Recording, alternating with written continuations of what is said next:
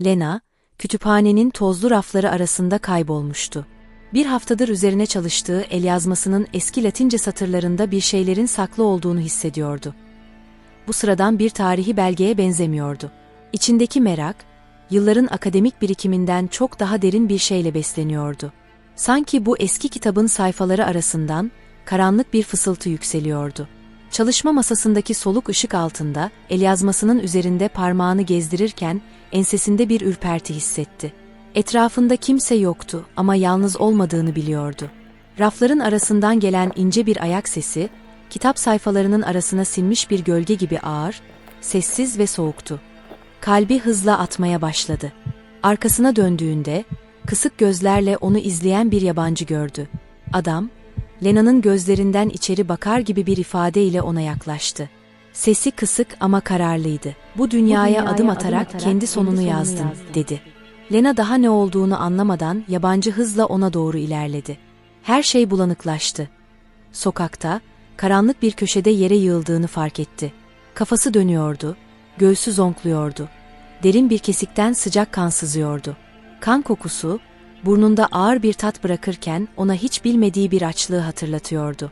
Neler olduğunu idrak etmeye çalışırken, bir çift siyah deri eldiven gözlerinin önünde belirdi. "Henüz tamamlanmadı," dedi. Aynı soğuk ses, bu kez kulağının dibinde. Lena, nefes almak için mücadele ederken, yüzü solgun ama ifadesi soylu bir adam onu kaldırdı. "Ben Prens Alexander," dedi adam. Lena'nın titreyen bedenini dikkatle inceleyerek. "Artık senin için dönüş yok." Lena'nın aklı, hissettiği korku ve şaşkınlık arasında gidip geliyordu. Yalnızca bir an önce kütüphanede, huzur içinde tarih çalışması yapıyordu. Şimdi ise bir kabusun içinde hapsolmuş gibiydi. Adamın gözleri, bir kuyunun dibine bakıyormuş gibi derin ve karanlıktı. Ama bir yandan da ona güven veriyordu. Sanki bu adam, bir şekilde onun kaderinin önemli bir parçasıydı. Prens Alexander, dikkatle kollarının arasına alarak onu götürdü. Geniş, gotik bir salona ulaştıklarında, Lena'nın zihni bulanıktı. Alexander, ona karşı bir tür merhamet gösteriyor gibiydi. Ama aynı zamanda acımasız bir kararlılık da sergiliyordu. "Buraya gelerek klan yasalarını çiğnedin," dedi. Sesi soğuk ama derin bir üzüntü taşıyordu. "Bu yüzden öldürülmen gerekirdi. Ama sana bir şans tanıyorum. Bu dünyada hayatta kalmanın bedelini ödemeye istekli misin?" Lena, cevap vermek için ağzını açtı ama hiçbir kelime çıkmadı.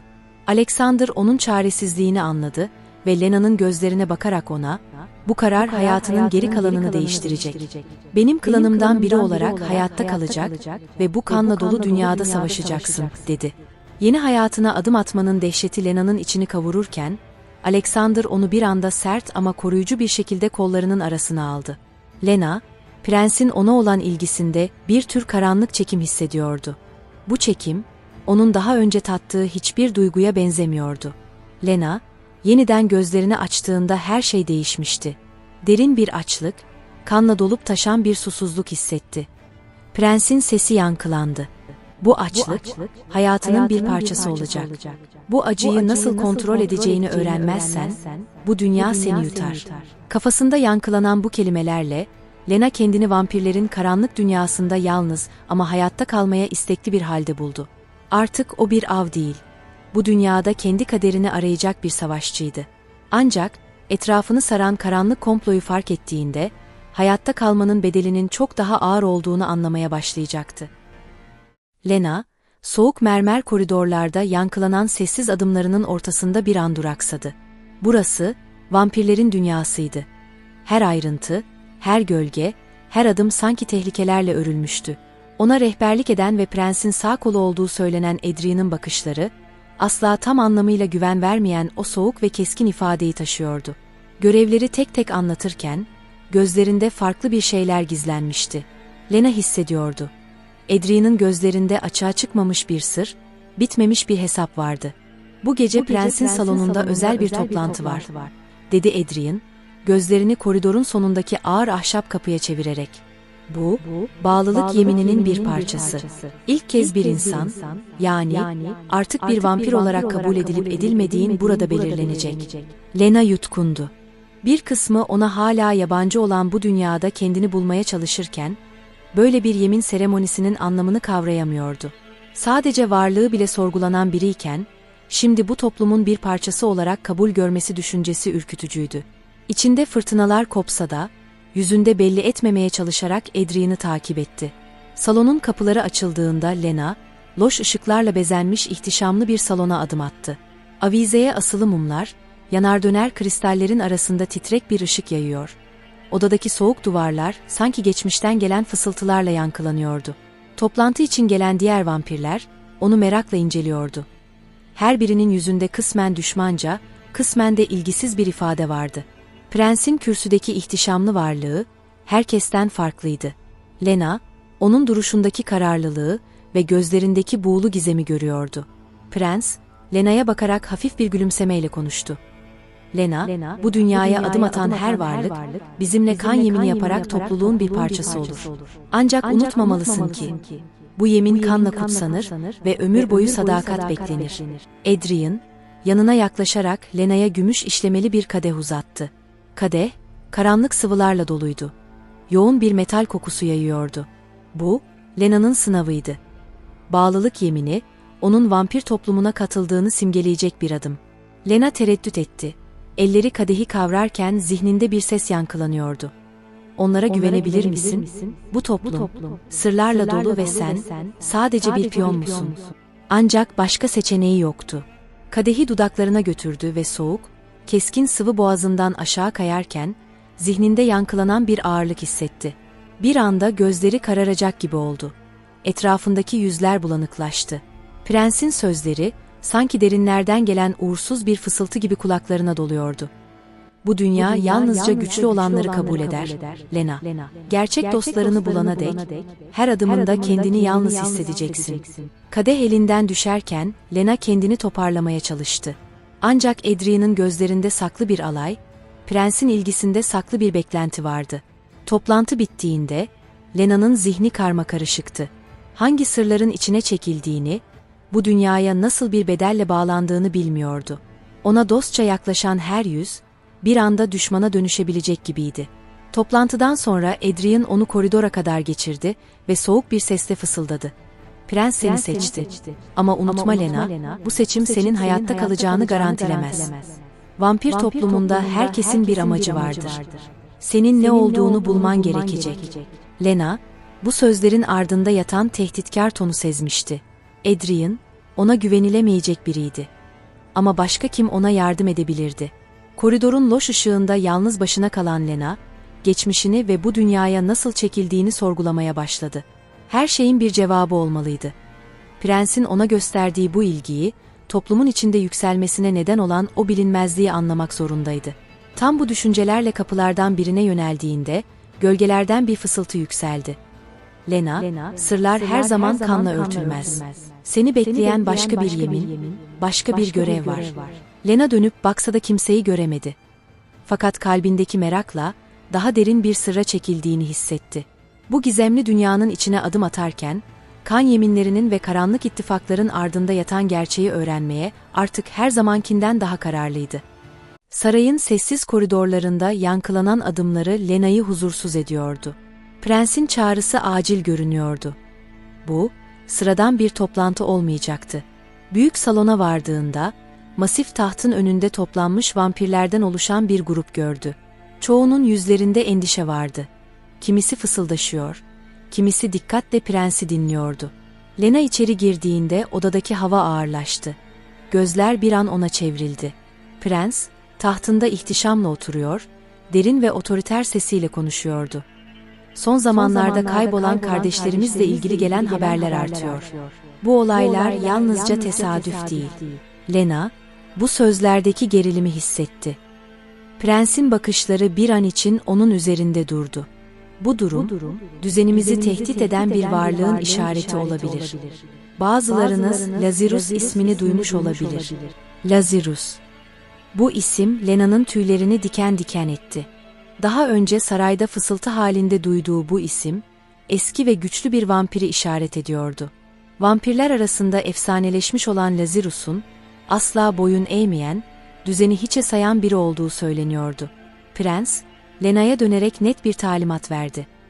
mahzende bulduğun semboller, kaybolmalarla bağlantılı olabilir. Bu olayların arkasındaki sırrı ortaya çıkarmak senin görevin Lena. Lena, gecenin karanlığında sokakları arşınlarken kendi içindeki karmaşayla boğuşuyordu.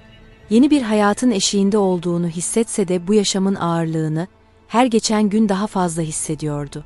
Bir yandan vampir toplumunun kurallarını anlamaya çalışırken, diğer yandan içinde yankılanan insan kimliğini bastırmaya çabalıyordu. Mahzendeki sembollerin izini sürmeye başladığında, kendini şehirden uzakta, terk edilmiş bir kilisenin önünde buldu.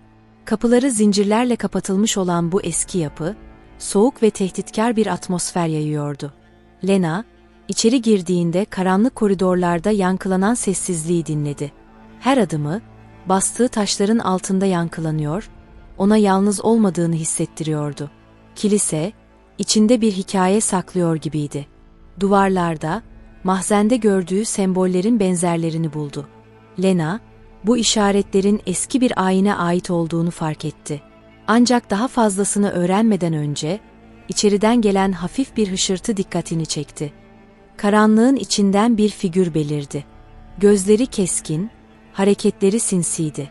Lena, ilk başta korkuya kapılsa da, figürün bir insan olmadığını fark ettiğinde, hissettiği korku yerini soğukkanlı bir hazırlığa bıraktı. Bu yaratık, kaybolan vampirlerden birine ait olmalıydı. Ama Lena, onun tamamen kontrolden çıkmış, içgüdülerine teslim olmuş bir hale geldiğini fark etti. Kısa bir mücadeleden sonra Lena, yaratığı etkisiz hale getirdi.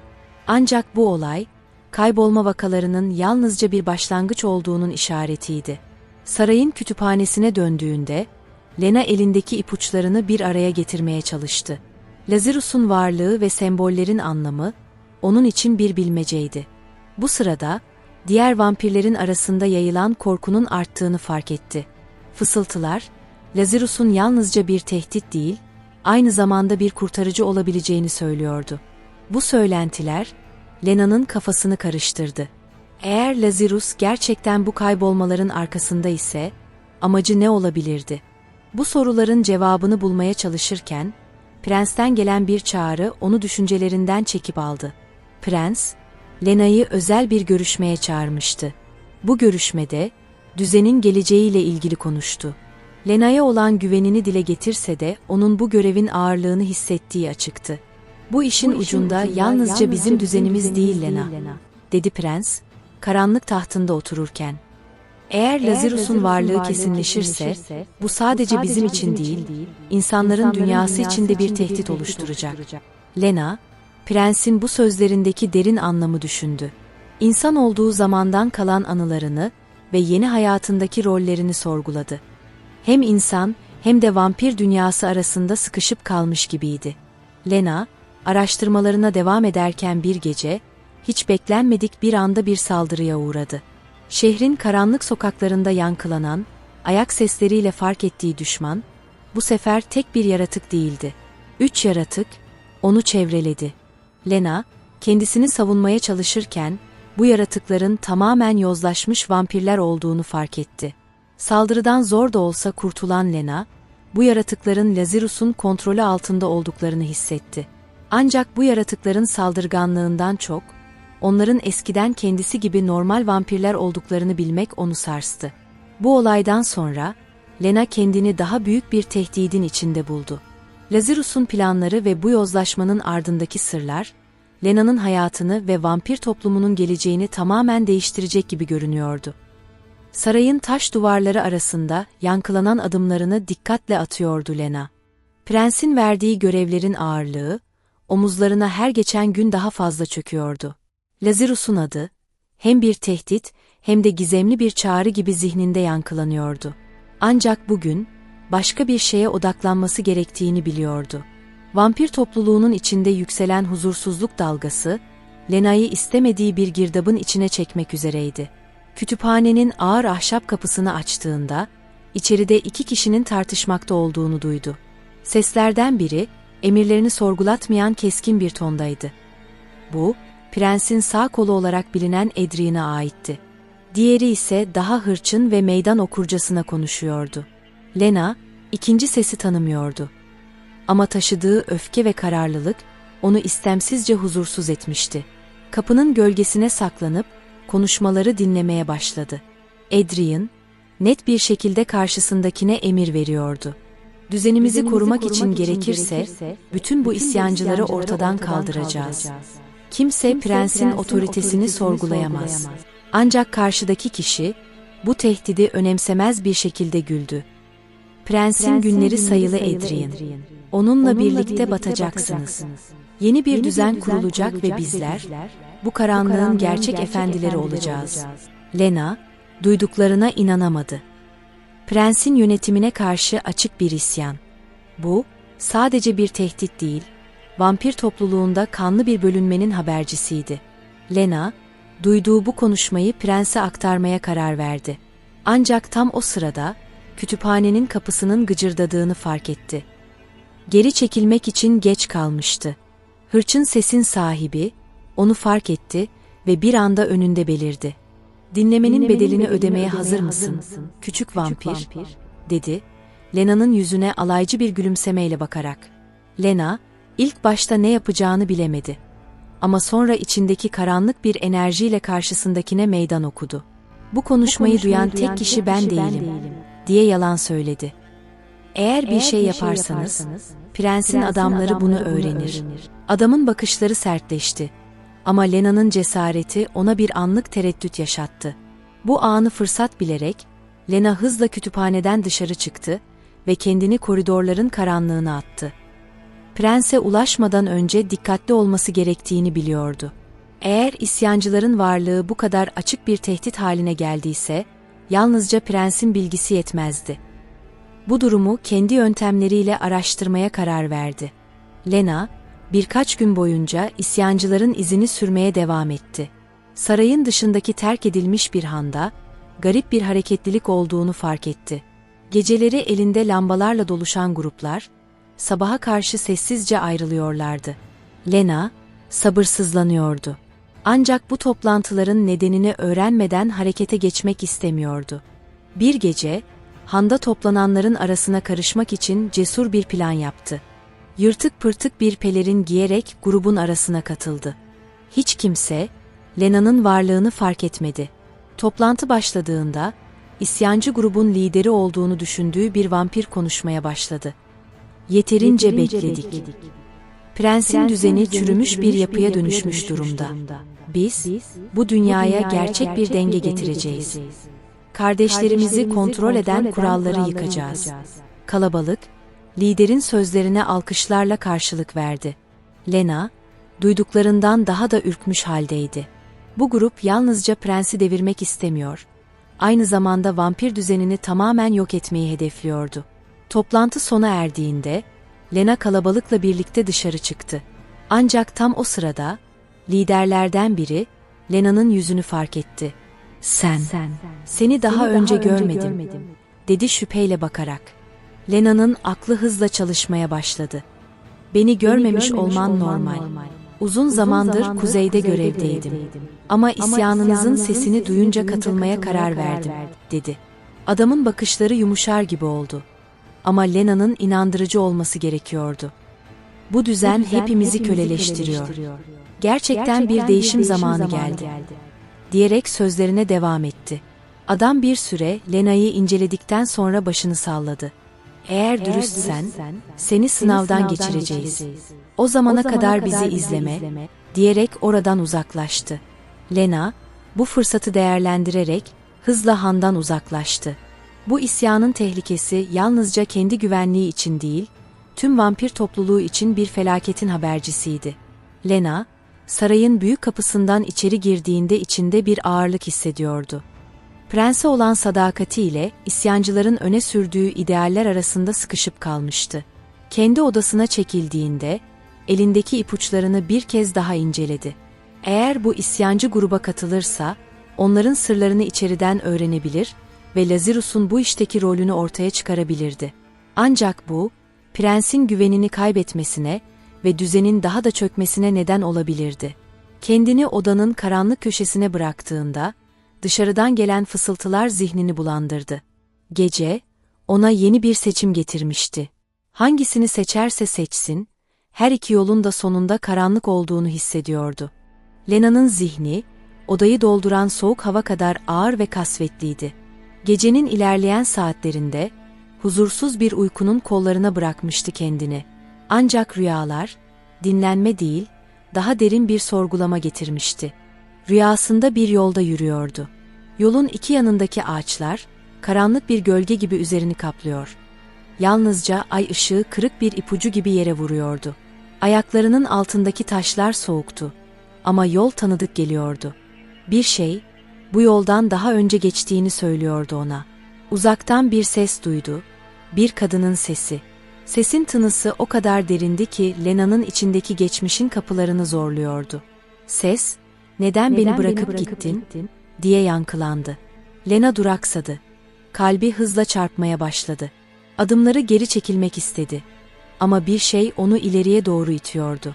Önündeki sis yavaşça dağıldığında, karşısında bir insan çehresi gördü. O kadın, kendi yüzüne benzeyen ama yılların yükünü taşır gibi daha yaşlı görünen biriydi. Kadın bir adım attı ve Lena'nın omuzlarını tuttu. "Sen buraya aitsin. Her zaman buradaydın. Ama unuttun." Lena gözlerini açtığında, derin bir nefes alarak yerinden sıçradı. Göğsü hızla inip kalkıyordu. Ama bir şey daha fark etti. Parmaklarının arasında, rüyasında tuttuğu eski, paslı bir anahtar vardı. O gün, Lena bu rüyanın etkisinden kurtulamadı. Sarayın soğuk taş duvarları arasında dolaşırken, rüyanın gerçek olup olmadığını sorguluyordu. Elindeki anahtar, rüyadan bir parça gibi değildi. Bu gerçekti. Ama bir anahtar nasıl olur da, rüyanın fiziksel bir parçası olabilirdi? Prensin huzuruna çıkmadan önce, Adrien ile kısa bir konuşma yapmak istedi. Adrien, Lena'nın yüzündeki endişeyi hemen fark etti. "Ne oldu Lena? Yorgun görünüyorsun," dedi. Meraklı gözlerle ona bakarak. Lena, rüyasından bahsetmek istemiyordu. Ama elindeki anahtarı gösterdi. "Bunu dün gece buldum. Ama nereden geldiğini hatırlamıyorum." Adrien, anahtarı eline aldı ve dikkatle inceledi. Yüzü bir an için gerildi. Ama bunu çabucak sakladı. "Bu, eski şehirden bir anahtara benziyor. Nereden bulduğunu bilmek istemiyorum. Ama eğer seni çağırıyorsa, gitmelisin." Lena'nın kalbi daha hızlı atmaya başladı. Eski şehir, vampir topluluğunun en eski sırlarının gömülü olduğu bir yerdi. Oraya yalnızca güçlü vampirler girebilirdi. Adrien'in isteksiz ama kesin tonuyla konuşması, bu yolculuğun tehlikeli olacağını açıkça söylüyordu. Lena, gece yarısı eski şehrin yolunu tuttu. Sarayın dışına çıktığında, sokakların bomboş olduğunu fark etti. Hava sisliydi ve ay ışığı her zamankinden daha solgun görünüyordu. İçindeki bir ses, geri dönmesini söylüyordu. Ama o, elindeki anahtarın sırrını çözmeden duramayacağını biliyordu.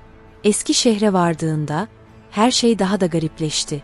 Buradaki yapıların çoğu yıkılmış, taşlar yosunlarla kaplanmıştı. Yine de bir şekilde, Lena burada daha önce bulunmuş gibi hissediyordu. Anahtar, elinde bir mıknatıs gibi titreşiyordu. Onu bir yapının önüne götürdü. Büyük, devasa bir demir kapı.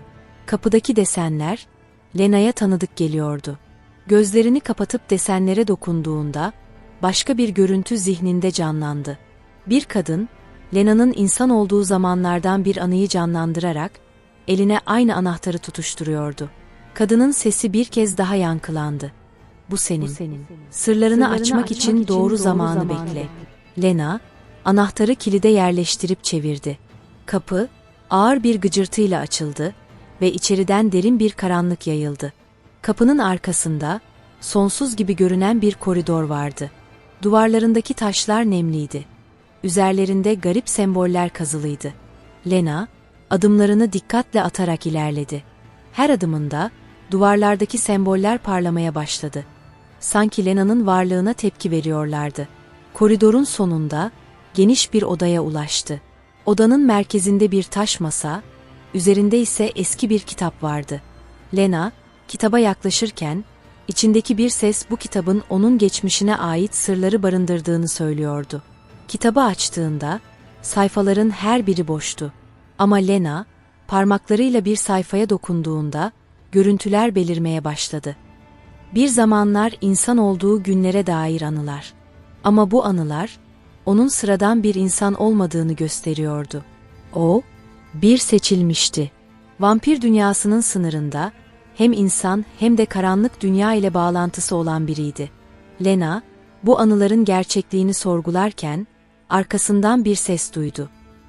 "Bizi neden terk ettin Lena?" Arkasını döndüğünde, karşısında rüyasındaki kadını gördü.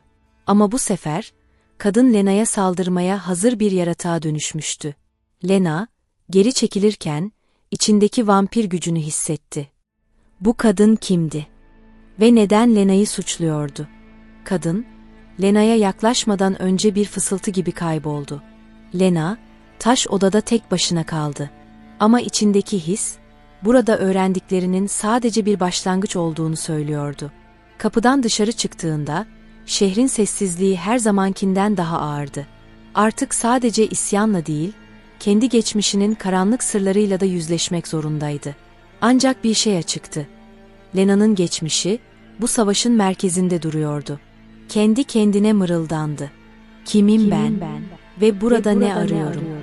Gece, Lena'nın sorularına cevap vermeden onu yutmaya devam etti. Sarayın taş duvarları, Lena'nın omuzlarına her zamankinden daha ağır bir yük gibi çöküyordu. İsyanın yankıları, sarayın dışında büyüyen fısıltılar gibi her geçen gün daha da belirginleşiyordu. Prens, soğuk bakışlarını salonda toplanan liderlere yöneltirken, Lena, bu gerilimli atmosferde bir parça huzur bulmaya çalışıyordu. Ancak huzur, artık onun için bir lükstü. Sarayın ana salonunda, Lena, prensin hemen arkasında duruyordu. Yüzünü, dışarıya karşı sakin ve soğukkanlı göstermeye çalışsa da, içindeki çelişkiler onu kemiriyordu. Son günlerde öğrendiği sırlar ve geçmişine dair ortaya çıkan gerçekler, Lena'yı bir iç savaşa sürüklemişti. Bir yanda isyancılar, diğer yanda prensin temsil ettiği düzen. Hangisi daha doğruydu? Prens, gür sesiyle konuşmaya başladı. Vampir toplumumuz, asırlardır süregelen düzenini korudu. Bu düzen, yalnızca güçle değil, kurallarla, sadakatle ve fedakarlıkla inşa edildi. Ancak şimdi, kendi içimizden çıkan hainler bu düzeni tehdit ediyor. Buna izin veremeyiz. Salonda yankılanan bu sözler, Lena'nın içinde bir şeyleri tetikledi. Prensin kararlılığına rağmen, onun gözlerinde gizli bir endişe vardı. Lena, bu sözlerin altında yatan daha derin bir korkuyu hissedebiliyordu. O gece Lena, sarayın dışına çıkarken Adrian'ın bakışlarını üzerinde hissetti. Adrian, Lena'nın bir şeyler sakladığını biliyor gibiydi. Ancak Lena'nın kafasında bu gece başka bir görev vardı. Lena, gizlice isyancılarla buluşacağı yere doğru ilerledi. Göl kenarındaki eski bir depoda, kendisini bekleyen birkaç isyancı vampir buldu. Liderleri, yüksek ve sıska bir adam olan Darius'tı. Gözleri Lena'yı delip geçercesine baktı. "Sen Lena'sın," dedi Darius, alaycı bir tonla. "Prensin sağ kolu. Ama burada, bizimle. Neden?" Lena, dikkatlice kelimelerini seçti. "Ben sadece gerçeği öğrenmek istiyorum. Prensin düzeni mi? Sizin değişim hayaliniz mi? Hangisi bu toplumu kurtaracak?" Darius bir kahkaha attı. "Gerçek mi? Gerçek şu ki, prens kendi tahtını korumak için hepimizi feda eder. Ama biz özgürlük istiyoruz. Herkesin eşit olduğu bir düzen." Lena, Darius'un sözlerindeki samimiyeti anlamaya çalıştı. Ancak bir şeyler eksikti. Bu isyan, sadece özgürlük mü istiyordu? Yoksa daha derin bir hesaplaşmanın parçası mıydı? Sarayına döndüğünde, Lena'yı prensin odasına çağırdılar. Bu çağrı, onun geceki kaçamağının fark edildiği anlamına geliyordu. Prens, odanın karanlık köşesinde duruyordu. Sesi her zamankinden daha sertti. "Nerede olduğunu biliyorum Lena," dedi prens, gözlerini ona dikerek. "Darius ile buluştun. Bana ihanet mi ediyorsun?" Lena, nefesini tutarak bir adım geri çekildi. Ancak bir an sonra kendini toparladı. "Hayır, size ihanet etmiyorum. Ama anlamaya çalışıyorum. Bu savaşın sebebi nedir? Biz gerçekten haklı mıyız? Prens, Lenna'ya yaklaştı. Yüzünde bir öfke vardı. Ama gözlerinin derinliklerinde bir kırılganlık hissediliyordu. Bu düzeni korumak için çok şey feda ettim. Ama eğer senin gibi birine bile güvenemiyorsam, bu savaşı nasıl kazanacağız? Lenna, prensin sözlerinin ağırlığını hissetti. Bu bir tehdit değil, bir tür itiraftı. Ancak bu itiraf, Lenna'nın içindeki çelişkileri daha da artırdı. Sarayda huzursuzluk artıyordu. Herkes, hangi tarafa sadık kalması gerektiğine karar vermeye çalışıyordu. Lenna, prensin en güvendiği birkaç danışmanla bir toplantıya katıldı. Ancak toplantı, gerilim doluydu. Adrian, masanın diğer ucunda oturuyordu. Lenna'ya baktığında, gözlerinde bir soru vardı. Hangi taraftasın? Toplantı sırasında, prens savaş için hazırlıkların hızlandırılmasını emretti. Ancak Lenna, bu emrin arkasındaki paniği hissedebiliyordu. İsyancılar sadece bir grup hayalperest değildi. Organizeydiler, güçlüydüler ve vampir toplumunu sarsacak kadar cesurdular. Lenna, toplantıdan çıkarken Adrian onu durdurdu. "Bize karşı mı çalışıyorsun, Lenna?" diye sordu. Sesindeki aldatılmışlık hissi net bir şekilde belli oluyordu. Lenna, Adrian'a doğru eğildi. "Ben kimseye karşı çalışmıyorum. Ama gerçeği öğrenmek zorundayım." Lenna, o gece düşüncelerinin ağırlığıyla sarayın çatısına çıktı. Ay, her zamankinden daha parlaktı. Kendi içindeki savaş, dışarıdaki savaştan daha çetindi. Prense sadık kalmalı mıydı? Yoksa isyancıların yanında yer alarak yeni bir düzenin inşasına mı katılmalıydı? Rüzgar, Lenna'nın saçlarını savururken, karanlıkta bir figür belirdi. Darius'tı. Onu burada nasıl bulmuştu? "Seçimini yap Lenna," dedi Darius, soğukkanlı bir sesle. "Ya bizimlesin ya da karşımızda." Lenna, Darius'a baktı. Seçim yapma zamanı yaklaşıyordu. Ama bu seçim sadece kendisini değil, tüm vampir toplumunu etkileyecekti. Darius, Lenna'nın sessizliğini bir kabul işareti gibi algılayarak gülümsedi. Yakında görüşeceğiz," dedi ve gölgeler arasında kayboldu. Lenna, karanlık gökyüzüne bakarken, kalbinde bir huzursuzluk hissi vardı. Bu huzursuzluk, sadece bir savaşa hazırlık değildi. Aynı zamanda kendi kimliği ve bağlılıklarıyla ilgili bir sorgulamayı da içeriyordu. Sarayın taş duvarları arasında yankılanan sessizlik, yaklaşan fırtınanın habercisiydi. Lenna, seçim yapmadan önce gerçekleri tamamen öğrenmesi gerektiğini biliyordu. Ama bu gerçeklerin onu nereye götüreceğini kestiremiyordu. Bir şey açıktı. Yaklaşan savaş, sadece güç mücadelesi değil, Lenna'nın kim olduğuna ve kim olmak istediğine dair bir sınav olacaktı. Lenna, karanlık bir sessizliğin içine hapsolmuş şehre bakarken, savaşın kaçınılmaz olduğunu fark etti. İsyancılar, prensin otoritesini tamamen yok etmek için son darbeyi vurmaya hazırlanıyorlardı. Şehirdeki huzursuzluk, bir kıvılcımın alev almayı beklediği barut fıçısını andırıyordu. Lenna, savaşın sadece bir güç mücadelesi olmadığını, aynı zamanda toplumun ruhunu yeniden şekillendirecek bir sınav olduğunu anlamıştı. Prensin emriyle Lenna, şehirdeki kritik noktalardan birine gönderilmişti. İsyancıların saldırılarının yoğunlaştığı bölgede, hem düşmanı gözlemlemek hem de olası bir müdahale için hazır bulunması gerekiyordu. Ancak Lenna'nın zihni, sadece görevde değildi. Geçmişte yaşadığı acılar ve yaptığı seçimler, her adımında ona eşlik ediyordu. İsyancılar, vampir toplumundaki adaletsizliğe karşı seslerini yükseltmişti. Onların lideri, Lenna'nın önceden tanıdığı biri, klanın eski bir üyesiydi. Adrian. Adrian, karizmatik ve ikna edici biriydi. Ancak yöntemleri sert ve acımasızdı. Lenna, Adrian'ın söylediklerinin bir kısmında haklı olduğunu biliyordu. Fakat onun seçtiği yolun kaosu ve yıkımı getireceğinden emindi. Bir gece, isyancıların saldırıları aniden başladı. Lenna, çatışmanın ortasında kaldığında, hem kendi hayatta kalma içgüdüsüyle, hem de masumları koruma çabasıyla hareket etti. Şehir, kan ve külle kaplanmıştı. Her köşe başında çatışma izleri vardı. Lenna, bir yandan Adrian'ın planlarını durdurmaya çalışırken, Diğer yandan prensin emirleriyle kendi vicdanı arasında sıkışıp kalmıştı. Lena, sonunda Adrien ile yüz yüze geldi. Bu karşılaşma, sadece iki eski dostun buluşması değil, aynı zamanda iki farklı dünya görüşünün çarpışmasıydı.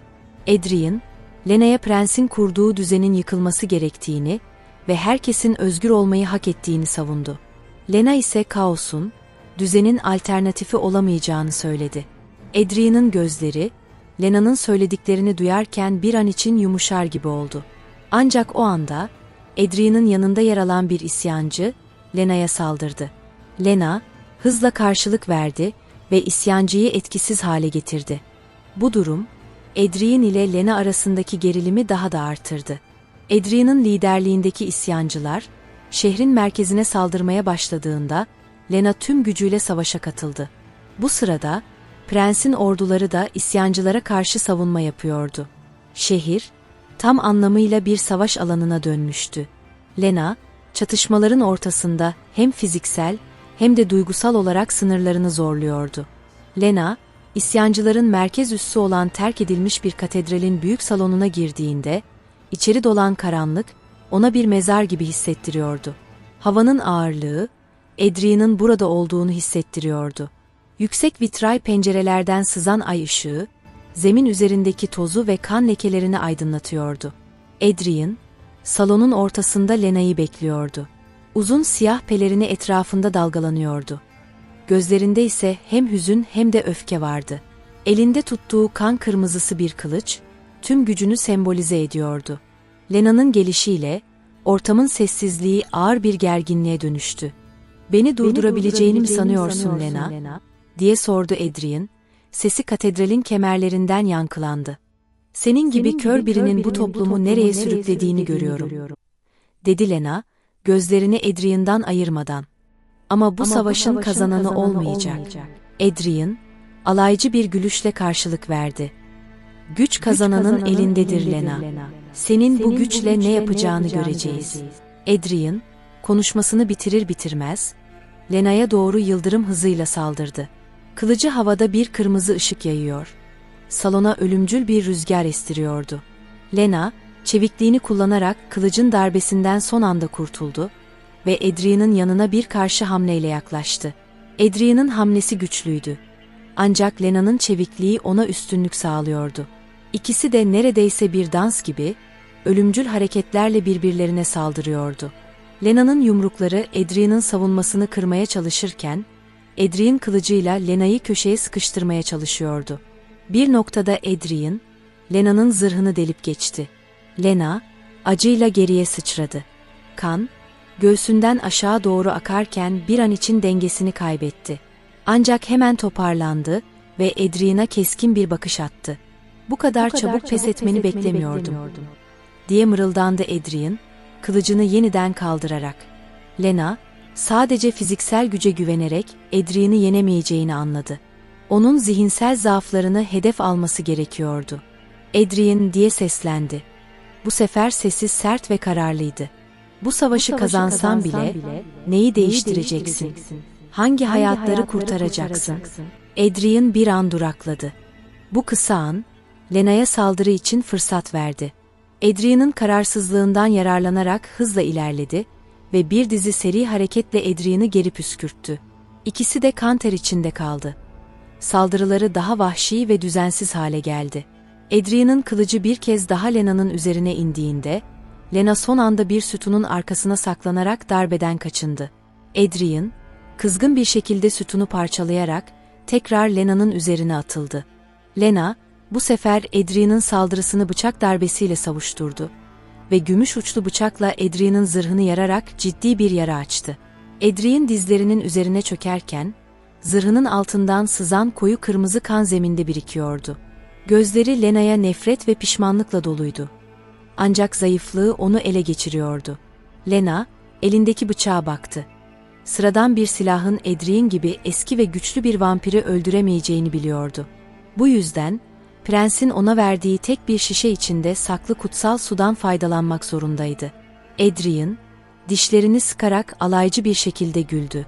"Bu kadar güçlü bir varlığı basit bir bıçakla öldürebileceğini mi sanıyorsun Lena?" Daha fazla mı küçümseneceğim? Lena bıçağı yere bıraktı. Adrian'ın gözlerinin içine kararlı bir bakışla baktı. Hayır, dedi. Ama senin gibi biri, kendi egosunun kurbanı olacak. Lena, pelerininden çıkardığı gümüş işlemeli küçük bir şişeyi kaldırdı. Şişenin içindeki kutsal su, Adrian'ın gözlerini korkuyla açmasına neden oldu. Lena, bu suyun sadece bir efsane olmadığını biliyordu. Bu, vampirlerin antik bir güç tarafından yok edilebilmesi için kullanılan, prensin ona verdiği tek silahtı. Senin sonun Adrian. Bu topluluğa verdiğin zarar artık sona erecek. Adrian, son bir hamleyle Lena'ya doğru atıldı. Ancak Lena onu hızlı bir şekilde savuşturdu ve şişenin içindeki kutsal suyu doğrudan Adrian'ın üzerine döktü. Su, Adrian'ın tenine değdiği anda bir tıslama sesi yayıldı. Sanki ateşe su dökülmüş gibi. Adrian'ın derisi parçalanmaya başladı. Kemiklerinden duman yükseliyordu. O, çığlıklar atarak geri çekilmeye çalıştı ama kutsal su, Adrian'ın içinde bulunduğu karanlığı tamamen yok ediyordu. Lena, Adrian'ın yere düşüşünü ve bedeninin kül haline gelmesini izlerken derin bir nefes aldı. Efsanelerde geçen bu yöntem, vampirler arasında nadiren kullanılırdı. Çünkü böyle bir kutsal suyun etkisi geri döndürülemezdi. Adrian'ın külleri rüzgara karışırken, katedralin sessizliği savaşın sona erdiğini ilan ediyordu. Savaşın külleri arasında, Lena kendine bir söz verdi. Bu düzeni yeniden inşa edecek ve vampir toplumunu, geçmişin hatalarından arındırarak daha adil bir geleceğe taşıyacaktı. Ancak bunun için önünde daha zorlu bir yol vardı. Lena, şehrin üzerinde yükselen yıkıntılara bakarken, prensin gizemli bir şekilde ortadan kaybolduğunu öğrendi. Bu, hem umut hem de yeni bir tehdit anlamına geliyordu. Lena, prensin yokluğunun arkasındaki sırları çözmeye kararlıydı. Ancak bu sırada, Adrian'ın son sözleri aklından çıkmıyordu. Düzen, her zaman bir bedelle gelir. Lena, önündeki bilinmezliğe adım atarken, artık yalnız olmadığını biliyordu. Hem müttefikleri hem de düşmanları, onu bekliyordu. Ve bu yolculuk, sadece onun kaderini değil, tüm vampir toplumunun geleceğini belirleyecekti. Savaş sona erdiğinde şehir, sessizlik içinde yas tutuyordu. Gecenin karanlığında, kül ve kan kokusu hala havadaydı. Lena, sarayın yıkık duvarları arasında yavaşça yürüdü. Her adımda ölenlerin yankılarını hissediyor, çatışmanın ağırlığı omuzlarına çöküyordu. Darius'un ordusu dağılmış, prensin gücü yerinde kalmıştı ama bu zafer Lena'ya bir anlam ifade etmiyordu. Lena, sarayın en yüksek kulesine çıkıp şehri izledi. Aşağıda, hayatta kalan vampirler enkazın içinde dolaşıyor, kayıplarını sayıyorlardı. Lena, kendi vicdanıyla hesaplaşırken, kazananın gerçekten kim olduğunu sorguladı. Prens yanına geldiğinde, sessizlikleri bile konuşmalarından daha derin bir anlam taşıyordu. Sen olmasaydın, bu savaşı kazanamazdık, dedi prens, gözlerini şehirden ayırmadan. Lena, onun bu sözlerini bir zafer olarak değil, bir yük olarak hissetti. Bu kazanç neyi değiştirdi, diye sordu. Şehir mahvoldu, halkımız azaldı. Bu zafer değil, bir felaket. Prens bir an duraksadı.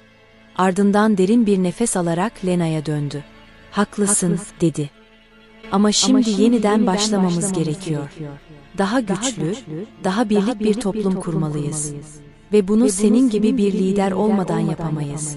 Lena, bu sözlere şaşırdı. Prensin gözlerinde farklı bir ışık vardı. Belki de o da değişiyordu. Ama Lena, hala kendi rolünü sorguluyordu. Savaşın bitiminden sonra Lena, hem yeni bir düzen kurmaya, hem de şehirdeki huzursuzluğu yatıştırmaya çalıştı. Ancak tam her şey normale dönmeye başlıyorken, eski bir dosttan beklenmedik bir haber aldı. Bir zamanlar Lena'nın en yakın arkadaşı olan Alice, şimdi şehir dışındaki bir vampir klanının lideriydi. Alice, Lena'ya bir mesaj göndererek, vampir toplumunun dışında daha büyük bir tehdidin ortaya çıktığını söyledi. Lena, bu haberi prense iletmekte tereddüt etti. Alice'ye güveniyordu. Ama prensin tepkisi belirsizdi. Sonunda, kendi başına bir karar aldı ve Alice'le buluşmak için şehir dışına çıktı. Alice ile karşılaşması, Lena için bir başka duygusal meydan okuma oldu. Alice, Lena'nın vampir olmadan önceki geçmişine dair bilgilere sahipti. Bizi buraya kadar getiren sadece bu savaş değil, dedi Alice. Bu toplumun köklerinde çok daha karanlık sırlar var. Alice'nin sözleri Lena'nın zihninde yankılanırken, kendi geçmişine dair daha önce hatırlamadığı anılar belirmeye başladı. Vampir olmadan önce Lena'nın ailesi, bu toplumun bir parçasıydı. Hatta Lena'nın insan olarak sahip olduğu bazı güçler, bu dünya ile çoktan bağlantılıydı. Lena, Alice'nin yardımıyla şehre geri döndüğünde, artık sadece savaşın izlerini silmekle değil, aynı zamanda vampir toplumunun temelini yeniden inşa etmekle meşguldü. Prens, Lena'ya liderlikte daha fazla sorumluluk vererek onun yeteneklerine olan güvenini gösterdi. Ancak Lena'nın içinde hala bir huzursuzluk vardı. Alice'nin söyledikleri ve Lena'nın geçmişine dair ortaya çıkan sırlar, bu yeni düzenin uzun süre devam etmeyeceğinin sinyallerini veriyordu. Bir gece, Lena yalnız başına şehirden uzak bir noktada, eski bir kilisenin harabelerine gitti. Bu kilise, Lena'nın geçmişine dair cevaplar bulabileceği bir yerdi. Yıkık duvarlar arasında yürürken, aniden karanlık bir figür belirdi. Figür, Lena'ya yaklaşarak alçak bir sesle konuştu. "Yarattığın düzen uzun sürmeyecek," dedi. "Karanlık, seni her zaman bulur." Lena, bu figürün kim olduğunu anlamaya çalışırken, aniden her şey karardı. Gözlerini tekrar açtığında, kendini tanımadığı bir yerde buldu. Lena, son olarak yalnız kaldığında, etrafındaki dünya bir anlam kazanmış gibiydi. Bütün bu yolculuk boyunca nehrin akışına kapılmış bir yaprak gibi savrulmuş, bir o yana bir bu yana gitmişti. Ne başlangıç, ne de son. Sadece bir yolculuk ve içindeki yıkımın parçaları vardı. Klanı, prensin yarattığı düzen, isyancılar ve geçmişin hayaletleri. Her şey bir şekilde birbirine bağlanıyordu. Ama bağlantı ne kadar netleşse de çözüm hala uzak görünüyordu. Bu kadar büyük bir gücün içinde kaybolmuşken, kendi kimliğini bulmak, Lena için en zorlu savaştı. Lena, yeniden doğmuş gibi hissediyordu. Savaşın kalbinde, yıkımın ortasında, hayatta kalmayı başarmıştı. Ama bu yeni dünyada, hayatta kalmak demek, aynı zamanda insan olmanın özünü kaybetmekti. Gözleri, bir zamanlar tanıdığı olan her şeyi değiştirirken, ruhu derinlemesine sızlayan eski yaralarıyla yüzleşmeye devam ediyordu. Vampirliğin getirdiği güç ve ölümcül açlık, ona yeni bir kimlik kazandırmıştı. Ancak bu kimlik, aynı zamanda ona kendi geçmişini unutturuyordu. O an, bir kez daha o geceyi hatırladı. O ilk gece, prensin ona dönüşümünü sunduğu o gece. İkisi arasındaki sessizlik, hala ruhunda yankılanıyordu. Kendisini aldatılmış hissediyor muydu? Yoksa bu, kadere boyun eğmenin başka bir yolu muydu? Bir an için, her şeyin neden olduğu sorularla boğulmuştu. Bu dünyanın içine itilen bir tek o muydu? Yoksa, geriye dönüp bakıldığında başkalarının kaderi de benzerdi. Her şeyin temeli bir yalan olabilir miydi? Ve işte o an, bir kez daha soruyu sormaya cesaret etti. Ben neden seçildim? Lena, savaşın bittiği o karanlık gecede, doğru cevabı bulma arayışa girdi. Klanının tarihi, yıllar boyu süren gizemlerle doluydu. Kendi geçmişi, acımasızca gizlenmişti. Bu kadar büyük bir güç nasıl bu kadar sessizce büyüyebilirdi? Prensin arkasındaki gerçek güç neydi?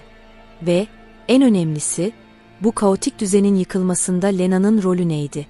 Bütün bu sorular, onu bir kez daha karanlığın içine itti. Klanın son lideri olarak, kendisine doğru bir yön vermek zorundaydı. Zihninde her şey birleştikçe, aslında prensin amacını fark etti. Lena, klanın tek gerçek kurtuluşuydu. Çünkü onun içindeki güç, bir efsaneye dönüşebilecek kadar büyük ve korkutucuydu. Ama bu güç, sadece intikam, acı ve karanlık bir gelecek yaratmak için kullanılabilirdi. İşte o an, Lena'nın elinde kalan tek şey, bu gücü doğru kullanıp kullanamayacağıydı. İsyancılar ve eski düşmanları, sürekli olarak onun doğruyu seçmesini bekliyordu. Fakat Lena, bir şey fark etti. Gerçekten doğru olan, sadece bir tek yol vardı. Kendisi. Geçmişin ve geleceğin karanlık sırları, bir an için açığa çıkmıştı. Ona en yakın olanların, en derin ihanetleri gizlediğini ve gerçek düşmanlarının hiç de beklemediği kişiler olduğunu gördü. Klanın geleceği, onu bir lider olarak değil, bir araç olarak görüyordu. Ama Lena, eski hikayelerde olduğu gibi, artık sadece bir figür değil, gerçek bir hükümdar olacaktı. Ve işte o an, tüm bu karmaşanın ortasında, Lena'nın önünde iki seçenek vardı. Ya geçmişin yükünü bir kenara bırakıp tüm dünyayı yeniden şekillendirecek ya da prensin kurduğu düzeni sürdürecek, vampirlerin egemenliğini koruyarak ona sadık kalacaktı. Lena, yorgun ama kararlı adımlarla katedralin ana salonundan dışarı çıkıyordu. Karanlık artık bir tehdit değil, onun müttefiki gibiydi. Etrafındaki sessizlik, zaferin ağırlığını hissettiriyordu. Ancak aklının bir köşesinde hala sorular vardı. Prens nerede? Neden bu kadar uzun zamandır görünmüyordu? Yeni lider olarak geleceği şekillendirmek için derin düşüncelere dalmışken, katedralin altındaki eski bir kütüphanenin varlığını hatırladı. İçinden bir his oraya gitmesini söylüyordu. Lena, katedralin alt katına indi ve daha önce kimsenin dikkatini çekmemiş olan o kapıyı iterek içeri girdi. İçeri dolan tozlu hava, zamanın burada durmuş olduğunu gösteriyordu. Raflar boyunca gezindiği sırada Lena'nın gözleri, ağır, deri ciltli bir kitabın üzerindeki tanıdık bir simgeye takıldı. Prensin arması. Ellerindeki titremeyi bastırarak kitabı aldı ve kapağını araladı. İlk sayfada prensin el yazısıyla yazılmış bir mektup duruyordu. Lena, mektubu fısıldayarak okudu. Lena, eğer bu mesajı okuyorsan, artık benim zamanım sona ermiş, seninki başlamıştır. Vampir toplumunun geleceği senin ellerinde. Adrian'ın yükselişi sırasında verdiğim kararlar, seni korumak için görünmez bir el olmamı gerektirdi. Ama bu yalnızca bir başlangıçtı. Kendi yolunu çizmeni istedim. Çünkü bu toplum yalnızca güçlü ve cesur bir liderle hayatta kalabilir. Yeni düzeni kurarken adaletin, bilginin ve merhametin kılavuzun olmasına izin ver. Geçmiş hatalarımızdan ders çıkar ve bu toplumu, varlığımızın yükünü onurlandıracak bir hale getir. Unutma Lena, liderlik her zaman yalnız bir yolculuk değildir. Yanında sadık dostlar ve yoldaşlar olacak. Onların güvenini kazan. Çünkü seni güçlü kılacak olan yalnızca yeteneklerin değil, seni takip edenlerin inancıdır. Ben, gölgelerde izliyor olacağım. Belki bir gün yeniden karşılaşırız. O zamana dek, bu toplumun kalbi senin ellerinde. Lena, kelimelerin ağırlığını ruhunda hissederken, gözlerinden bir damla kan süzüldü. Prens ona güvenmişti. Savaşın yorgunluğuna rağmen, içindeki kararlılık yeniden doğmuş gibiydi. Artık yalnız olmadığını, prensin mirasının ona yol göstereceğini biliyordu. Kitabı masaya yerleştirdi ve derin bir nefes aldı. Katedralin dışına doğru yürürken, sabahın ilk ışıkları vitray pencerelerden süzülüyordu. Bu ışık, Lena için bir çağrıydı. Yeni bir başlangıcın ve karanlık içinde doğan bir umudun işareti. Geriye dönüp baktığında katedralin devasa gölgesi, geçmişin tüm yüklerini geride bıraktığını hatırlatıyordu. Lena artık yalnızca bir vampir değil, toplumun lideriydi. Elinde tuttuğu güçle, prensin mirasını onurlandıracak ve geleceği yeniden şekillendirecekti. Ancak derinlerde bir yerde, prensin sözlerindeki gölgeli anlamı hissediyordu. Gölgelerde izliyor olacağım. Bu sözler, bir vedadan çok bir uyarı gibiydi. Lena, geçmişin karanlığının tamamen yok olmadığını ve daha büyük sınavların hala gelecekte beklediğini biliyordu. Lena, kararını verdi. Vampirlerin sonsuz gücünü, sadece onları kontrol altında tutan bir hiyerarşi olarak görmek, yanlış olurdu. Bu güç, onlara ölümden çok daha fazla şey vaat etmişti. Özgürlük. Kendi halkı, kendi toplumları için bir gelecek inşa etmek. Ancak bunun için, önce kendi içindeki gücü kabul etmesi, korkularını ve tüm karanlık taraflarını birleştirip kontrol etmesi gerekiyordu. Ve son bir kez, zihnindeki sesleri susturdu. Klanının tarihini yok sayarak, kendi yolunu çizdi. Kendi hükümetini kurup, bu dünyada güç dengelerini değiştirecekti. Karşısındaki her şey, düşman ya da dost olsun, birer engelden başka bir şey değildi. Sonunda Lena, sadece kendisi için değil, tüm vampirler için yeniden doğdu. Savaşın sesleri, şehrin derinliklerine kadar yankılandı. Lena, en derin ve en karanlık köşelere bakarak her şeyin sona erdiğini hissetti. Ancak farkında olduğu bir şey vardı. Bu sadece bir başlangıçtı. Yıkılanlar yeniden inşa edilecekti. Lena'nın liderliğiyle dünya yeniden şekillenecek. Ama bu şekil, önceki düzenlerin tamamen silinmesiyle oluşacaktı. Ve tam o anda Lena arkasına döndü. Karanlık bir silüet onu izliyordu. O an içindeki güç bir kez daha sarsıldı. Yeniden doğmuştu. Ama bu sefer karşısında ne eski dostları ne de düşmanları vardı. Sadece kendi karanlık gücü onun yolunu izleyecekti. Bir anlık sessizlikten sonra Lena adımını attı. Yeni bir dünyanın eşiğindeydi. Ve artık kimse onu durduramayacaktı. Lena'nın kendisini bulma yolculuğu bir sonla değil, yeni bir başlangıçla sona erdi. Vampir toplumunun sırları ona sadece acı ve güç getirmedi.